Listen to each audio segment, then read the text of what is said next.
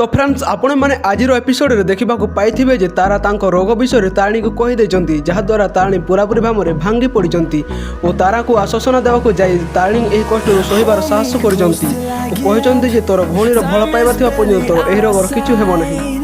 तो friends serial अनुसार तारार किछु हेबो नहीं कारण यह सीरियल तारा और तारिणी दुई भौणी भल पाइबा को नहीं करा एथि सीरियल तारा को हटा जाई परिबो नहीं।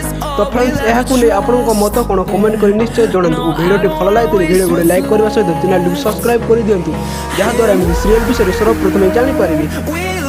यापर समस्ते ताड़ी को बुझाई और कहते तारा ये ब्लड दौन कारण तारा केवल चाहूला तू कष्ट पाऊ बोली।